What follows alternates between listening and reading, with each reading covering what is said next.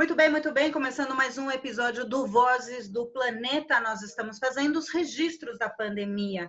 E dentro desses registros da pandemia, como vocês podem ouvir ao fundo, claro, eu estou na cidade de São Paulo há já há 4 meses confinada, gravando todos esses episódios, mas muita gente não parou, principalmente a construção civil. Então, de vez em quando, vocês vão ouvir esses barulhos estranhos, que são, sim, aqui da Babilônia chamada São Paulo, de onde eu, Paulina Chamoco, estou gravando.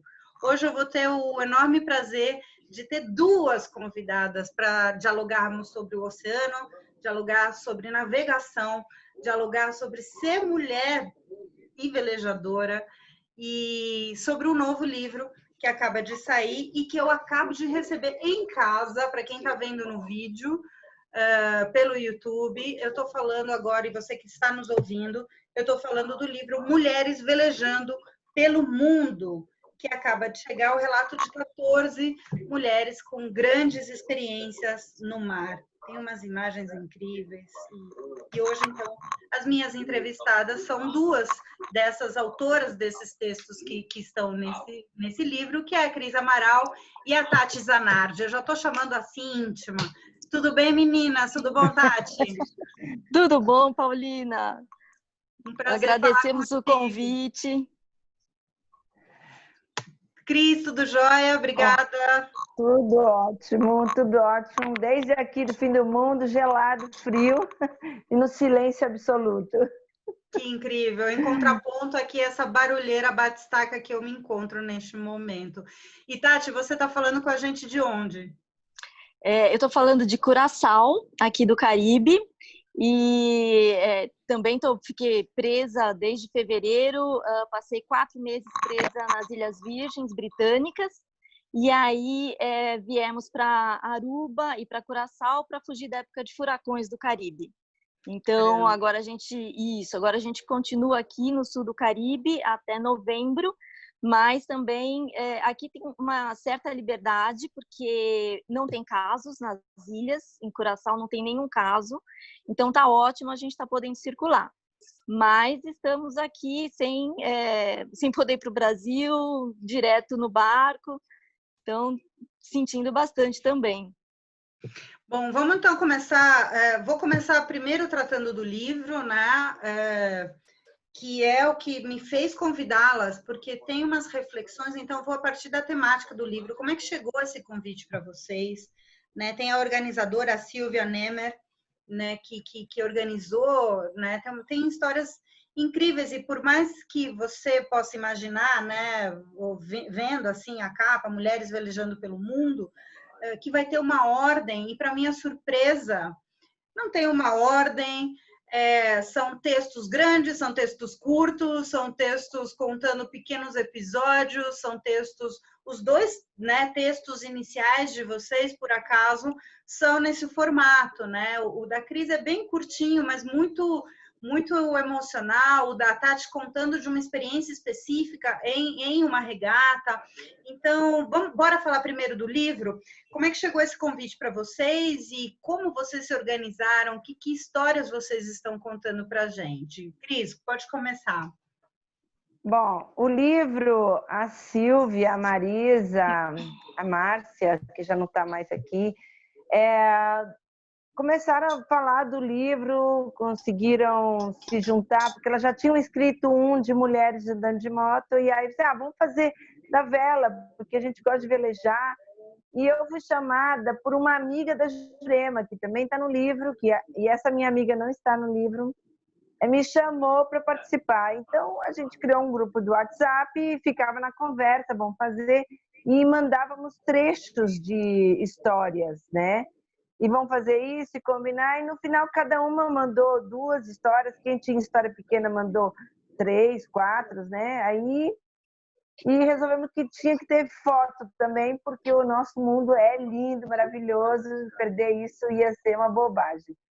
E tem a Chantal, que é francesa, que também é amiga da Silvia, mas vamos fazer em bilíngue então. E aí nasceu um livro bilíngue, que tem a ver com as mulheres, com a relação dela com a natureza com a vela de modo geral e a intuição feminina no meio disso tudo.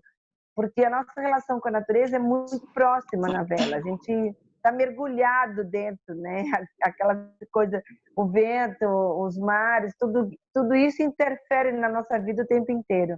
Então foi assim que nasceu a história do livro, que eu comecei a entrar no livro. E as histórias são histórias que contam episódios que todo mundo me pergunta: e se acontece isso? E se tem uma tempestade? Bom, tem tempestade, acontece umas coisas que quebra barco, mas em todo tem um jeito.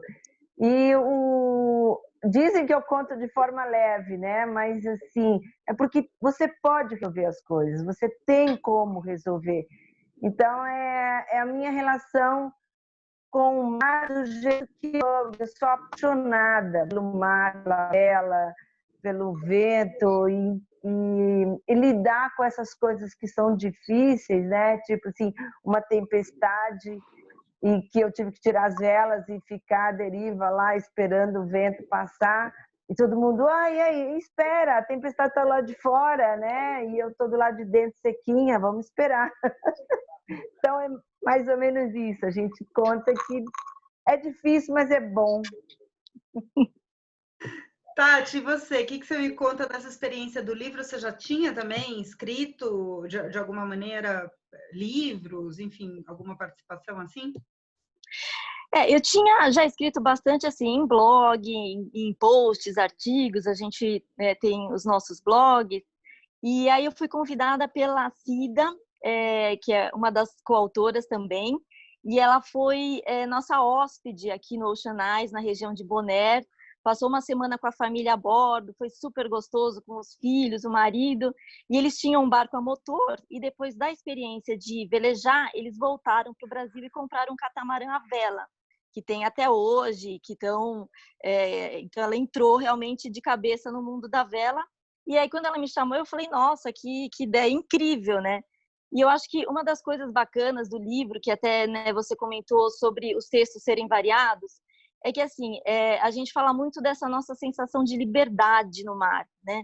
De liberdade e de conquista. Então, todos escutamos um chamado do mar e abraçamos esse chamado. E o livro é muito isso, né? Ele é livre, né? Do começo ao fim, seja nos textos, na participação, cada uma teve a liberdade de escrever de coração mesmo, suas histórias. E assim, coletivo, né? Um trabalho em conjunto, 14 mulheres. A Márcia nos deixou, né? Mas está presente no livro. E aí a gente participou assim, via WhatsApp o tempo todo, mesmo antes da pandemia. Eu praticamente só conheço a Cida pessoalmente, e a Cris, a Renata, fui conhecendo pelas redes sociais, mas tudo online, né? E funcionou super bem. Então, eu acho que a mulher também tem isso, né? De agregar, de fazer junto, de unir forças.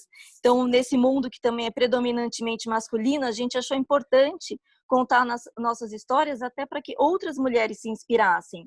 Então, as minhas histórias são assim, do nosso começo, do meu começo, do aprendizado, e assim, mostrando que não é tudo que dá certo, que sai muita coisa errada, que a gente faz bobagem, que faz parte, que aprende, que aí vai para frente. Então, acho que essa foi uma experiência muito bacana. Que demais. Eu estava ouvindo aqui vocês, eu estava lembrando também que a minha primeira experiência, assim, em grupo, no coletivo, na vela, foi com um grupo de mulheres, só de mulheres, né? E a gente fez uma regata que era a maior de percurso do Brasil, competindo, e a gente teve chegamos primeiro na nossa categoria, que era a mais concorrida, bico de proa. E o grande desafio, e para mim, super novinha, de ver aquela organização, de ver essas grandes mulheres, era esse espírito coletivo, o aprendizado, e de mostrar que a questão de força é tão relativo quando você tem uma união, né, no caso. Mas, por exemplo, a gente está falando, né, do coletivo de mulheres, a força de mulheres se organizando pelo Zap em momentos pandêmicos, né? E a gente está vendo, a Cris está sozinha no barco, você está sozinha aí embarcada, não é isso? Ou não?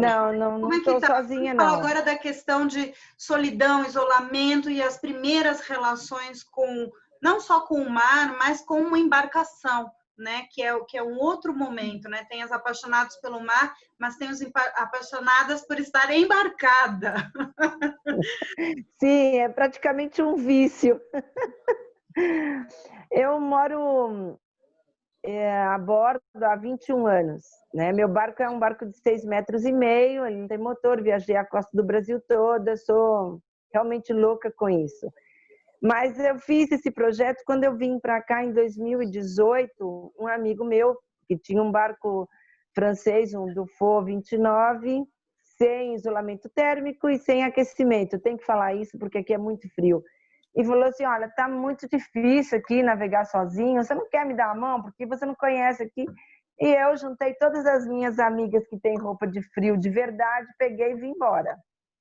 Naveguei 2,5 meses aqui e praticamente me apaixonei perdidamente por uma região, porque eu trabalho, eu vivo da vela, eu trabalhei no Mediterrâneo 12 anos, no Caribe também 6 anos, então eu fiquei muitos anos trabalhando. Eu tinha 3 verões por ano, Caribe, Europa e Brasil.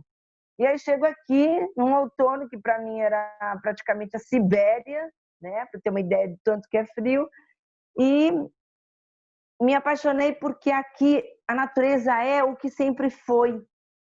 Porque é hostil o clima, lógico, vai ter menos gente, mas assim tem pouca, quase nenhuma interferência do ser humano. Então você anda, navega dias sem ver uma pessoa. Você entra nas que eles chamam de caleta, que são baías muito abrigadas para dormir e tal, e você só vê os bichos ali, entendeu? Um monte de golfinho, orca, albatrozes enormes dando sopa ali, fazendo espetáculo para gente. Então, e eu me encantei com isso, fiz um projeto, e esse é o 2º ano do meu projeto, de trazer as mulheres, porque eu tenho uma escola de navegação de mar aberto para as mulheres. E aí eu as trouxe, assim, a ideia é trazer elas para as altas latitudes, porque elas vão formar ali no Cabo Horn, né? E a pandemia me pegou no meio do caminho, com um barco cheio já, eu já tinha alunas e eles deram 72 horas para elas voltarem para os países de origem. E aí eu estou aqui há 4,5 meses parada, eu e meu sócio, o dono do barco, sem trabalho e sem poder se mover, porque a Argentina é extremamente séria com isso. É muito diferente do que está acontecendo no Brasil. Aqui não pode mesmo. Não pode navegar, não pode sair, nada. Você pode ir até o mercado e farmácia e acabou. Então, tanto é que na ilha inteira, Terra de Fogo, não teve nenhuma morte. Olha só. Eles levam a sério, então a gente também levou a sério. Com isso, a gente acabou ficando aqui. Tem um grupo eram 5 barcos que ficaram presos. Nós éramos em 6 nacionalidades. Todo mundo preso aqui, esperando poder sair para os seus países de origem, né? No final do 3º mês, alguns conseguiram ir embora, mas ainda restam 3 barcos aqui a gente não tem que porque não tem autorização do navegar, portos fechados, então pode fazer navegação internacional, assim também não pode dar daí por barco, porque também está tudo fechado a fronteira. Lidar com isso é difícil. Bom, para mim foi difícil, porque eu aproveitei, fui estudar, vi para caramba e tal. Mas o lugar que eu estou é extremamente bonito. Não tem um dia igual ao outro. Então a gente neve, tem sol, é lindo. Então eu acho que eu estou numa situação privilegiada com a pandemia. A Cris, ela tá com um pouquinho de interferência que vocês estão ouvindo no áudio, mas deu para entender super bem. Mas só lembrando ao ouvinte e à ouvinte que ela fala com a gente desde Terra do Fogo, Ushuaia, exatamente. Então, é compreensível, né? Agora a gente vai para Curaçao, é isso, né? Tati, conta pra gente, então, quais foram as suas primeiras relações, né? Com o mar, mas como eu perguntei para a Cris, mais do que o mar estar embarcada, né? Que é outro babado. Não é só eu gosto de oceano, eu gosto de estar no barco. Sim, exatamente. A minha primeira relação com o mar foi como mergulhadora, né, que eu fiz, eu comecei a mergulhar em 95, e aí logo assim, absolutamente todas as minhas férias eram para mergulho e sempre que possível embarcada, nos liveaboards de mergulho, que a gente fica na média entre uma semana e 10 dias embarcado, e indo para longe, né, assim, Galápagos, Revillagigedo, lugares remotos. E para mim era super tranquilo, né? Pega o barco, vai embora, não vê nada, achava maravilhoso, ficava lá no meio do mar só mergulhando, só vendo bichos. E isso foi crescendo de uma forma que chegou um ponto que eu falei, não, eu preciso mudar de vida realmente. E aí eu e o Alcides, em 2010, nos organizamos, eu pedi demissão do emprego de 20 anos, trabalhava na editora Attic Scipione, e falei, não, eu vivo 11 meses esperando por que era o mês das férias, né? Então, bora fazer esse um mês virar o ano todo. E aí a gente falou, não, faz sentido para a gente morar no barco, né? Então, a gente vendeu o apartamento, vendeu tudo, comprou nosso barco, é um catamarã de 43 pés, e a gente comprou na região do Caribe porque, como a gente é maluco por mergulho, então, e o Caribe, assim, proporciona isso, você a qualquer momento cai do barco, cai debaixo da sua própria casa, e tá lá com raia, tartaruga, centenas de peixes. Então, a gente, desde 2011, né, veleja e navega, mergulha pela região do Caribe.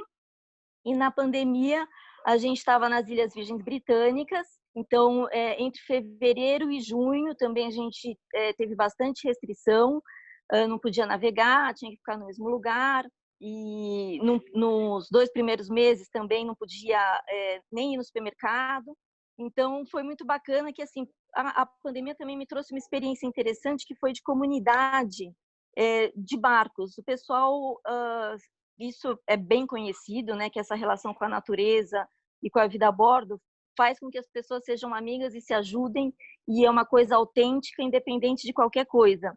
Mas eu nunca senti tão forte, porque chegou um momento assim que a gente estava realmente ficando até sem comida, porque a gente não imaginou que ia ficar tanto tempo parado. E assim, foi só fazer um comentário no grupo de barcos que a gente estava, que o pessoal veio de stand-up, cada um trazendo o que tinha, eu em troca também dei o que eu tinha, e aí a gente fez uma horta na ilha, assim, que pôde descer, comunitária, fez trilha. Então, assim, foi uniu, de uma certa forma, aquelas 15 barcos que estavam naquela baía, que foi muito bacana. Então, e aí, assim, a gente não tem planos de sair. Para mim, eu não me imagino em outro lugar, não me imagino morando de outra forma. E realmente, como a Cris falou, as coisas acontecem, a gente passa tempestade, passa problemas, mas uma coisa que eu aprendi também é viver o momento. Então, se eu tô, às vezes, você está no meio do mar, tá lá aquela tempestade de raios, onda, não sei o quê, pela ansiedade, você já começa a ficar desesperado. Mas aí eu paro e penso, não, o que está acontecendo? Não está acontecendo nada. Nós só estamos num mar bravo, mas está tudo bem. Então, vamos deixar passar, vai passar e respira e vai fundo. Então, então isso também, acho que para a pandemia também ajudou muito, né? Esse controle de ansiedade. Aqui a gente vive o dia, cada dia é um dia, você não sabe o que vai acontecer na semana seguinte, mas eu acho que isso ajuda muito. Hoje aqui neste episódio do Vozes do Planeta, você está ouvindo 2 vozes de grandes mulheres navegadoras, mulheres do mar. Eu estou falando com a Tati Zanardi, com a Cris Amaral. O mote, o gancho, é o livro Mulheres Velejando pelo Mundo, que acaba de ser lançado.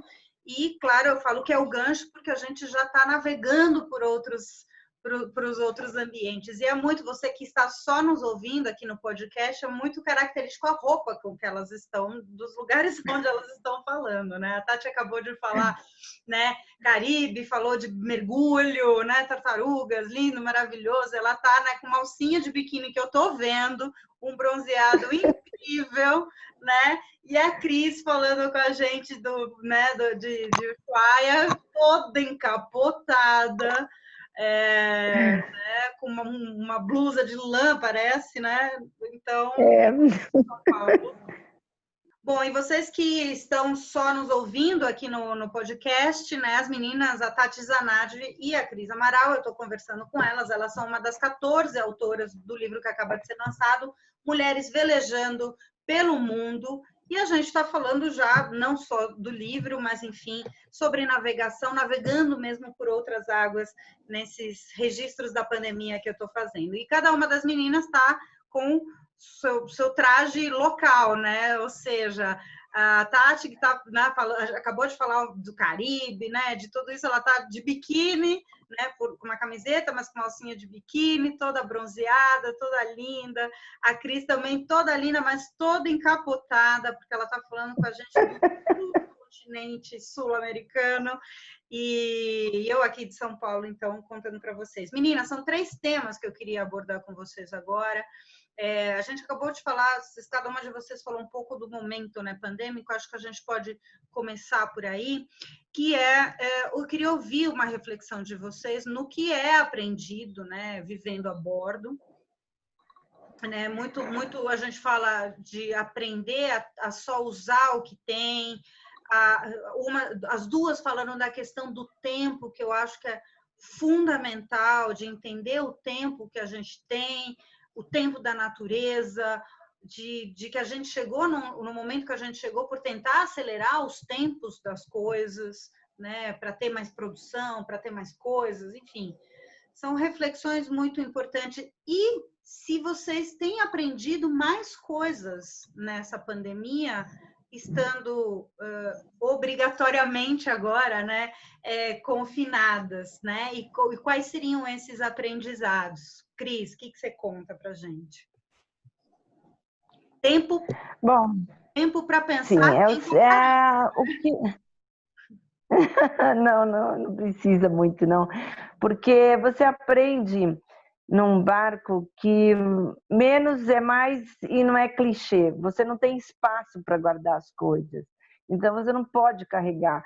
Meu sonho de consumo é ser um ser humano que consegue viver com uma mochila pequena de 10 quilos. É só... não precisa, você não precisa da maioria das coisas que você tem. Então, e no barco isso é muito real, imediato. Você não tem espaço, você não tem como guardar e pesa no barco. Isso afeta a estabilidade do barco. Você começa a carregar aquele monte de coisas que a gente tem numa casa e você começa a ser econômico de uma maneira simples. Não porque você não vai mais comprar um monte de sapato, porque não precisa usar, mas porque toda a água que você consome no barco é você que vai ter que carregar até o barco. Então, você não vai mais desperdiçar essa água, né?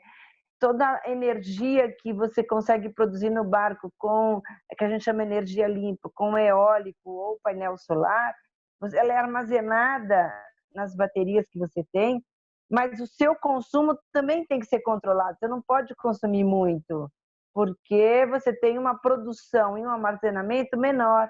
Então, você presta atenção no seu consumo geral de energia, até de combustível fóssil, porque se você precisar comprar, você vai ter que ir com um botinho, um bujão lá, uma bombona, carregar aquilo, não sei quantos quilômetros, ter um carrinho para puxar, aquela coisa. Você acaba você simplifica a sua vida. A gente tende a comer coisas frescas do lugar onde você está, porque não adianta eu querer comer alguma coisa que não é dali, da ilha que eu estou, porque além dela ser cara, provavelmente vai ser de péssima qualidade, porque deve ter vindo de avião, de navio. Então você começa a consumir os produtos in natura do lugar onde você está e da época.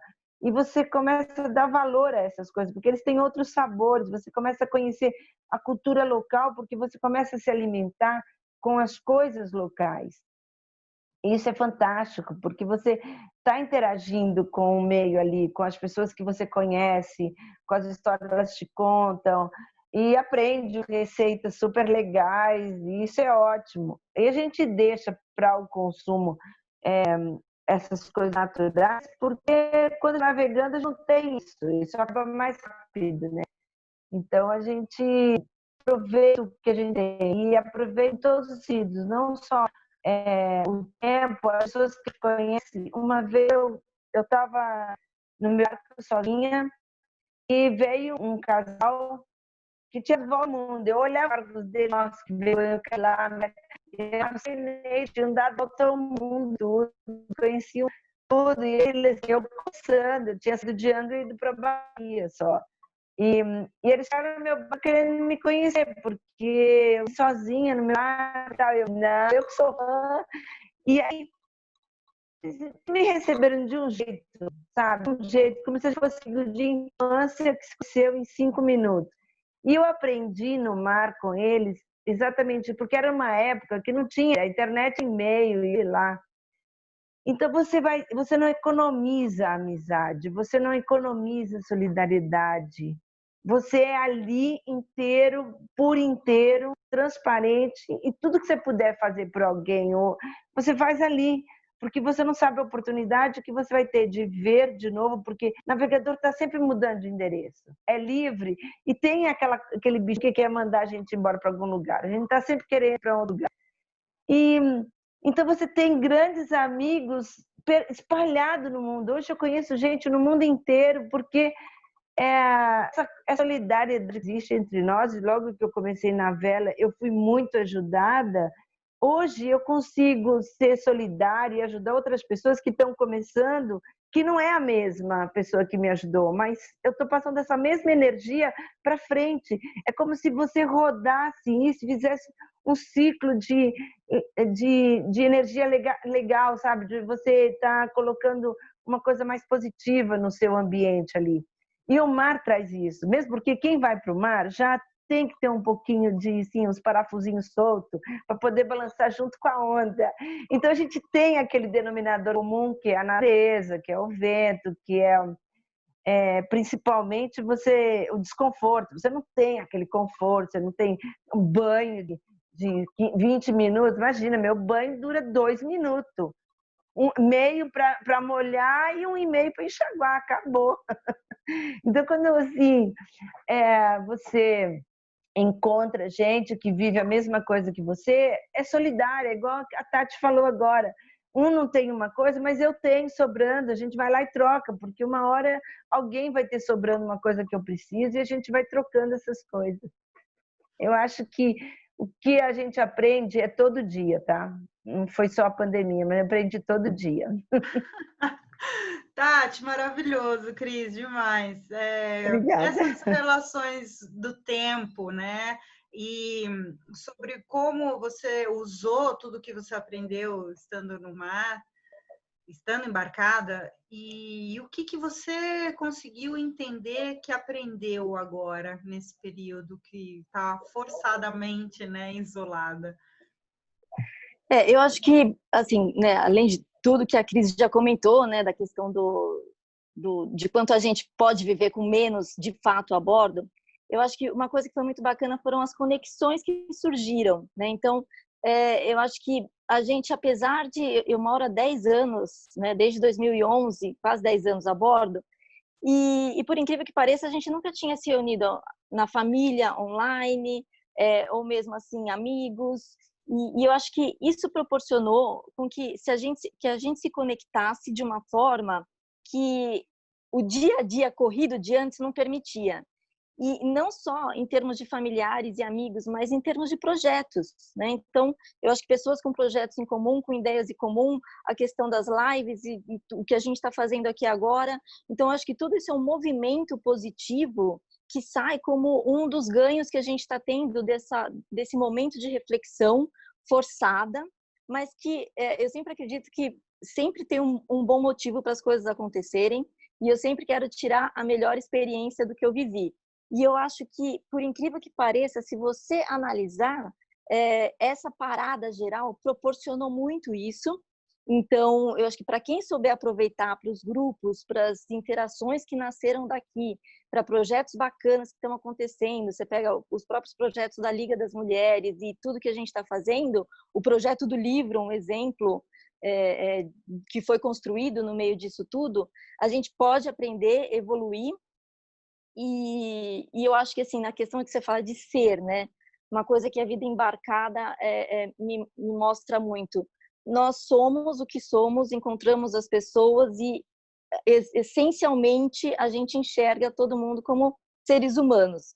Então, assim, normalmente você começa a conversar, se tem um barco ali do seu lado, você começa a conversar, você não sabe se aquela pessoa, o que ela tem, o que ela deixa de ter, qual que é o background dela. Enquanto que você mora em São Paulo, é muito isso, né? Você já, às vezes, já começa pelo carro que a pessoa chega, pelo lugar que ela trabalha, e não sei o quê. E no mar, não. Então, nós somos simplesmente seres humanos, né? Então, acho que isso é muito bacana. E agora, um outro ponto só que eu acho que da pandemia não foi muito legal, foi questão de lixo. Então, você até fez uma matéria muito bacana falando da quantidade do aumento de descartáveis, né? Então, assim, a gente no barco, isso é uma coisa que a gente presta muito atenção, né? Então, de separar o orgânico, que é orgânico, acaba jogando no mar, porque justamente é orgânico, mas, assim, todo o lixo separado, sempre que pode, a gente desce num lugar que tenha reciclagem e evitando, né, consumir coisas que vão gerar lixo, porque depois você está com o lixo ali, você está vendo ele não desaparece. E eu acho que as pessoas compraram muitos descartáveis, e delivery, entrega e tudo, e isso acabou não sendo um resultado bacana, né? Então, eu acho que isso é um ponto para a gente pensar a questão do consumo, não só porque o que você consome, mas o que você gera, né? Para onde vai esse descarte? Que eu acho que é um dos grandes problemas que a gente tem hoje. Então, isso daí é um ponto de atenção, né? A quantidade de lixo plástico que foi gerado.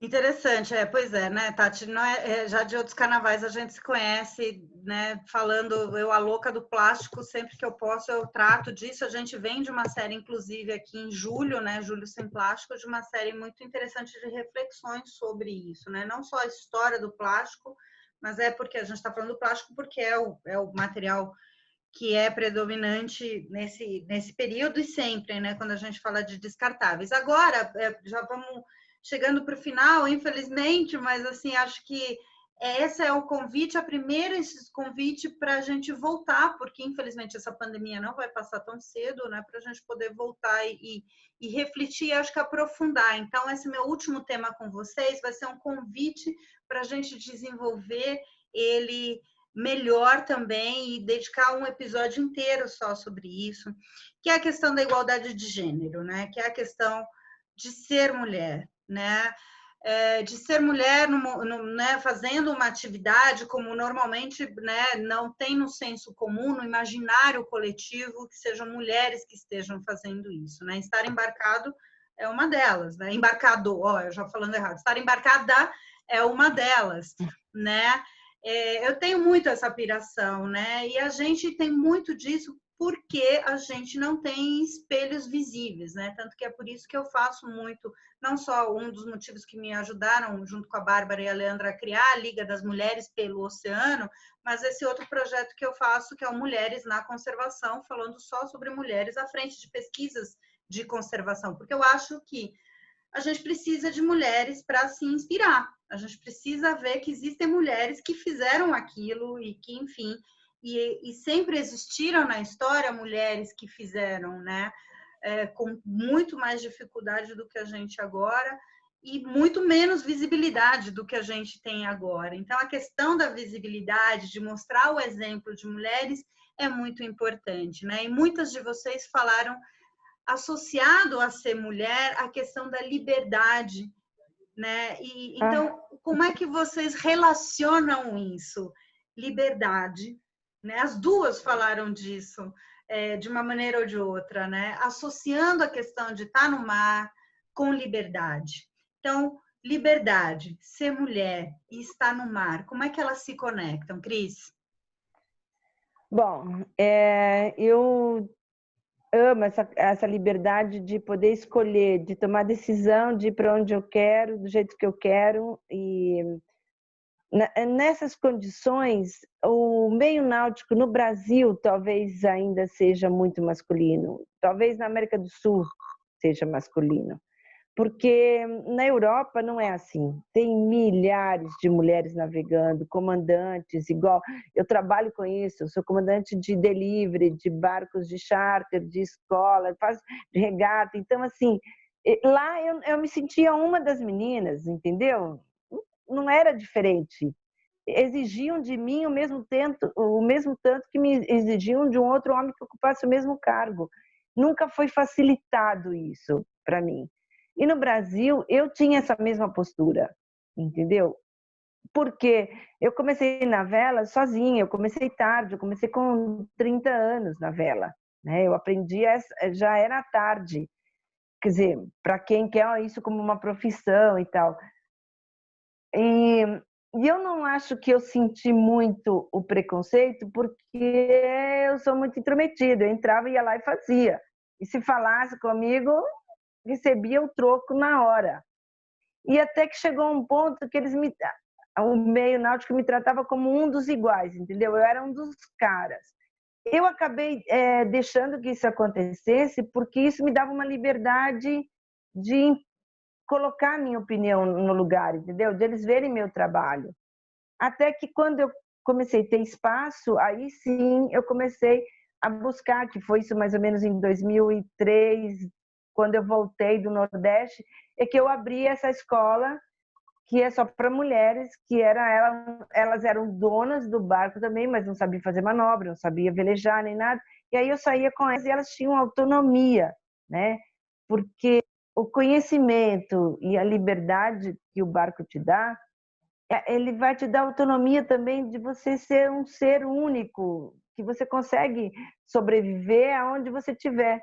E eu acho que, sim, não só é o mais importante, né, de ter exemplos de outras mulheres, mas a solidariedade entre elas. A gente tem cada vez mais grupos de mulheres na vela, que é onde eu participo mais e tal, e a gente se ajuda, a gente não está competindo, a gente não está mostrando nada, entendeu, para o outro, a gente se ajuda o tempo inteiro.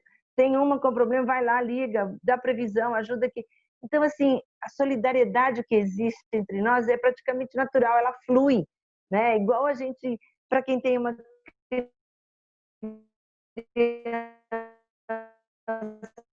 está num parquinho e vê a filho de outro caindo, se é seu filho não, é uma criança, precisa de mais ou menos assim.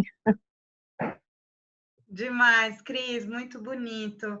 Tati, eu vou te fazer a mesma pergunta, né? Como é que você enxerga, como é que você sente, né? Muito mais do que enxerga, né? Como é que você sente a questão da liberdade, de estar no barco e de ser mulher, né? De ser uma mulher embarcada também.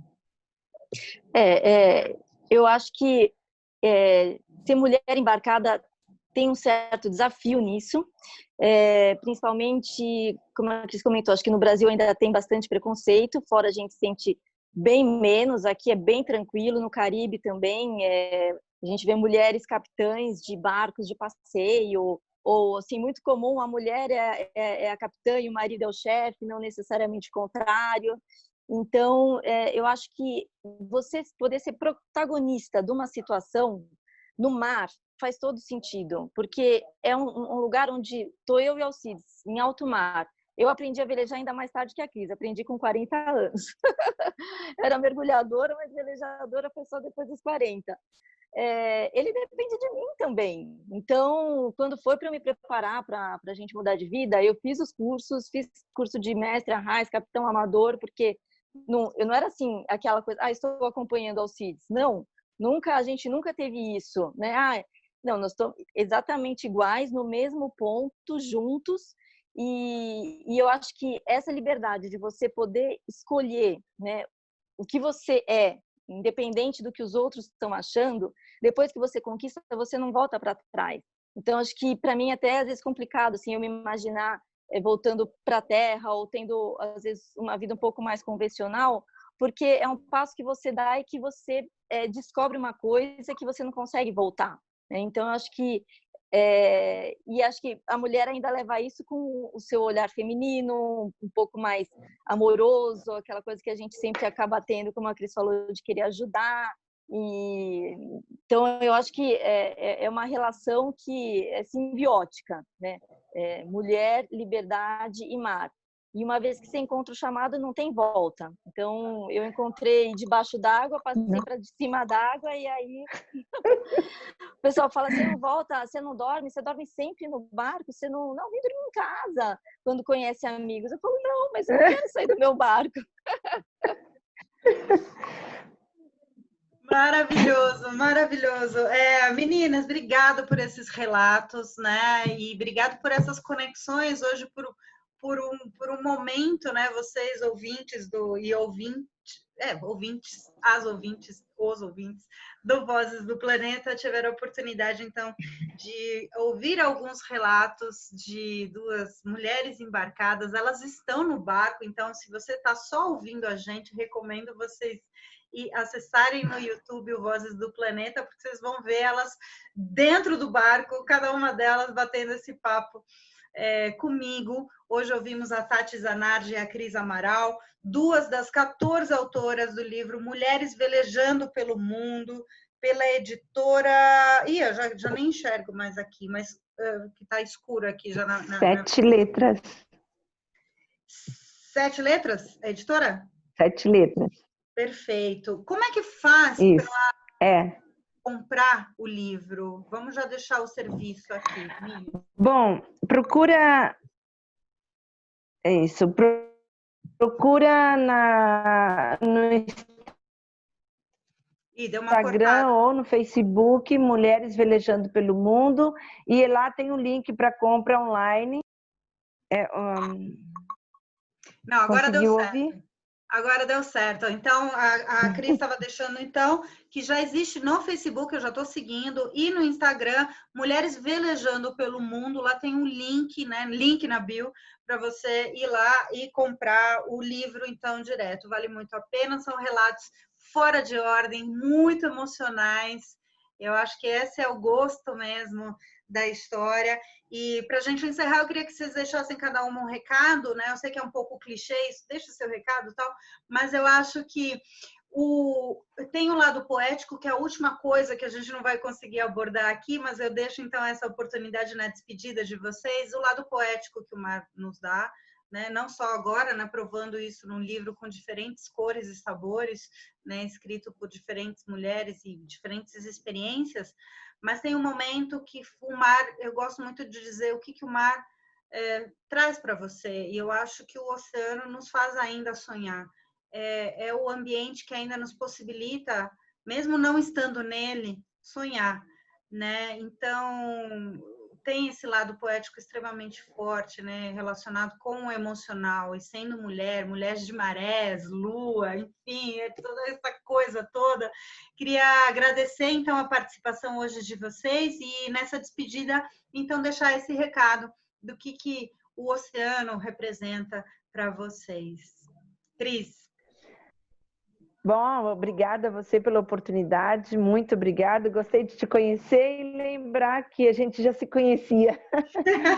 E para mim o mar é infinito, é aquela linha do horizonte que se mistura o céu com a água e realmente o infinito é um dos deuses mais lindos.